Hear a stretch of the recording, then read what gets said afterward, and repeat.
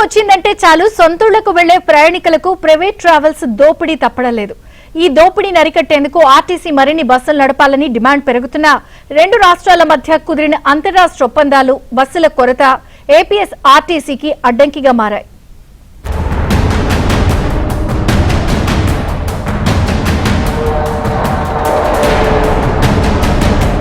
పండుగొచ్చిందంటే చాలు సొంతూళ్లకు వెళ్లే ప్రయాణికుల రద్దీతో బస్టాండ్లు కిక్కిరిసిపోతున్నాయి. ప్రైవేట్ ట్రావెల్స్ దోపిడీని అరికట్టేందుకు ఆర్టీసీ మరిన్ని బస్సులు నడపాలని ప్రయాణికులు కోరుతున్న సాంకేతిక అంతర్గత కారణాలతో ఏపీఎస్ఆర్టీసీ చేతులెత్తేస్తోంది. దానికి కారణం రాష్ట్ర విభజన సమయంలో జరిగిన ఒప్పందమే అని తెలుస్తోంది. ఉమ్మడి ఆంధ్రప్రదేశ్ ఉన్న సమయంలో ఏపీఎస్ఆర్టీసీ ఏకైక సంస్థగా ఉండటంతో పండుగలు, ఇతర రద్దీ సమయాల్లో అవసరానికి తగ్గట్టుగా అప్పటికప్పుడు అదనపు బస్సులను ఏర్పాటు చేసే అవకాశం ఉండేది. అయితే 2014లో రాష్ట్ర విభజన తర్వాత పరిస్థితి పూర్తిగా మారిపోయింది. ముఖ్యంగా సంక్రాంతి వంటి ప్రధాన పండుగల సమయంలో తెలంగాణ, ఆంధ్రప్రదేశ్ మధ్య బస్సులు నడపడంపై అనేక వివాదాలు తలెత్తాయి. ఈ క్రమంలో హైదరాబాద్, విజయవాడ బస్ స్టేషన్లలో ఇరు రాష్ట్రాల సిబ్బంది మధ్య వాగ్వాదాలు కూడా చోటు చేసుకున్నాయి. ఈ సమస్యలకు శాశ్వత పరిష్కారం కోసం షీలా బిడే కమిటీ సిఫార్సుల మేరకు 2018లో రెండు రాష్ట్రాల మధ్య ఒక చారిత్రాత్మక ఒప్పందం కుదిరింది.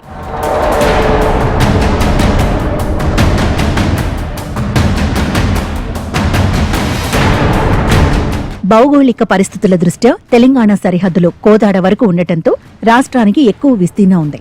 ఏపీ సరిహద్దులో గట్టు భీమవరం వరకే పరిమితమయ్యాయి.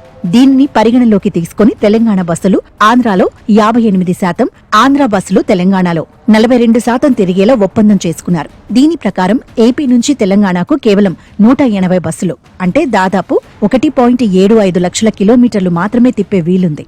ఈ పరిమితిని దాటి అదనపు బస్సులు నడపడానికి వీల్లేదని ఒప్పందంలో స్పష్టంగా పేర్కొన్నారు. ఇప్పుడు ప్రయాణికుల రద్దీని తట్టుకోవడంలో ప్రధాన అడ్డంకిగా మారింది. బస్సుల కొరత కూడా ఈ సమస్యను మరింత క్లిష్టతరం చేస్తోందని ఏపీఎస్ఆర్టీసీ ఎంప్లాయీస్ యూనియన్ అధ్యక్షుడు దామోదర్ తెలిపారు. ఆంధ్రప్రదేశ్, తెలంగాణ రాష్ట్రాలకు సంబంధించి విభజన తర్వాత గతంలో ఉన్న ఒప్పందం మేరకు తెలంగాణ ప్రాంతంలో ఎన్ని కిలోమీటర్లు తిప్పాలనేది కొన్ని కండిషన్స్ ఉన్నాయి. అలాగే ఆంధ్ర ప్రాంతంలో తెలంగాణ బస్సులు ఎన్ని కిలోమీటర్లు తిప్పాలన్న నిబంధనల మేరకు గతంలోనే తెలంగాణ, ఆంధ్ర ఆర్టీసీ అధికారులు, ప్రభుత్వ పెద్దలు సమక్షంలో తీసుకున్న నిర్ణయాల మేరకు అదే కిలోమీటర్ల స్థాయిలో బస్సులు అయితే తిప్పడం జరుగుతుంది. వాస్తవానికైతే ఆంధ్ర ప్రాంతం సంబంధించినటువంటి బస్సులు, హైదరాబాద్ ప్రాంతానికి వెళ్లే బస్సులు గణనీయంగా తగ్గిపోవడం వాస్తవం. దానివల్ల ఏపీఎస్ఆర్టీసీ ఆదాయం కూడా తగ్గింది. బస్సుల సంఖ్య పెంచాలన్నా సరే బస్సులు కొనుగోలు 7-8 సంవత్సరాలుగా కొత్త బస్సు కొనుగోలు చేయని కారణంగా ఈ పరిస్థితి వచ్చింది.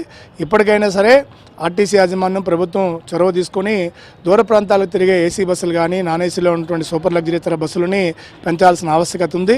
కేవలం ఒప్పందాలే కాకుండా అంతర్గత సమస్యలు కూడా ఏపీఎస్ఆర్టీసీని వేధిస్తున్నాయి. ప్రస్తుతం ఏపీలో మహిళలకు ఉచిత రవాణా కల్పిస్తుండటంతో బస్సులకు విపరీతమైన డిమాండ్ పెరిగింది. ఇతర రూట్ల నుంచి బస్సులను హైదరాబాద్కు మళ్లిస్తే స్థానికంగా వ్యతిరేకత వచ్చే అవకాశం ఉందని అధికారులు ఆందోళన చెందుతున్నారు. మరోవైపు పండుగ సమయంలో హైదరాబాద్ నుండి విజయవాడ వచ్చిన ప్రయాణికులను వారి స్వగ్రామాలకు చేర్చడానికి జిల్లా లోపల తిరిగే బస్సులు కూడా అంతే ముఖ్యం. ఒకవేళ హైదరాబాద్ రూట్లో బస్సులు పెంచితే లోకల్ రూట్లలో బస్సులు తగ్గి ప్రయాణికులు ఇబ్బంది పడతారని అధికారులు వివరిస్తున్నారు. ఈ సంక్లిష్ట పరిస్థితుల వల్ల తెలంగాణకు అదనపు బస్సులు నడపలేకపోతున్నామని national Mazdoor union joint secretary R Subbarao తెలిపారు. ముఖ్యమంత్రి గారు ఆగస్టు 15వ తారీఖున శ్రీశక్తి పథకం ప్రవేశపెట్టి మహిళలందరికీ ఫ్రీ సర్వీస్ ఏదైతే ఇంప్లిమెంట్ చేస్తున్నారో దాంట్లో భాగంగానే ఈ శ్రీశక్తి పథకం కింద ఇవాళ అనేక బస్సులను, మరి ఇంటర్ బస్సులను రాజమండ్రి కానీ, ఏలేశ్వరం కానీ, అమలాపురం కానీ, భీమవరం కానీ అన్ని రూట్లకు కూడా, తుని, వైజాగ్ అన్ని రూట్లకు కూడా బస్సులను పెట్టి మహిళలకి ఫ్రీ సదుపాయం, వారికి డబ్బులు కలిసి వచ్చే మార్గం చేశారు.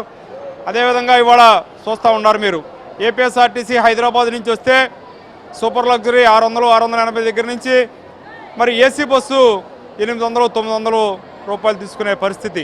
సంక్రాంతి వంటి పండుగల సమయాల్లో హైదరాబాద్లో స్థిరపడిన ఏపీ ప్రజలు పెద్ద సంఖ్యలో స్వగ్రామాలకు వస్తుంటారనే విషయం తెలిసినప్పటికీ బస్సుల కొరత ఆర్టీసీని నిస్సహాయులను చేస్తోంది. ప్రస్తుతం ఆర్టీసీ వద్ద 12,232 బస్సులు ఉన్నప్పటికీ పలు రూట్లలో ఇప్పటికీ అరకొరగానే నడుస్తున్నాయి. అయితే తాజాగా ఏపీఎస్ఆర్టీసీ 1000 కొత్త ఎలక్ట్రిక్ బస్సులను కొనుగోలు చేస్తోంది.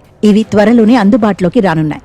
ఈ కొత్త బస్సులు వస్తే వాహనాల కొరత తీరుతుందని ఆశించిన రెండు రాష్ట్రాల మధ్య ఉన్న కిలోమీటర్ల ఒప్పందం కారణంగా అదనపు ట్రిప్పులు వేయడం సాధ్యం కాదని ఆర్టీసీ కార్మిక పరిషత్ రాష్ట్ర ప్రధాన కార్యదర్శి వై శ్రీనివాసరావు వెల్లడించారు. ఇక్కడ ముఖ్యమంత్రి గారితో మన ముఖ్యమంత్రి చంద్రబాబు గారు రేవంత్ రెడ్డి గారితో మీట్ అయినప్పుడు కూడా మేము ఒక వాయిస్ని ఆ రోజున మీడియా మిత్రుల ద్వారా మేము ఒకటి మా వాయిస్ని తెలియజేస్తామండి.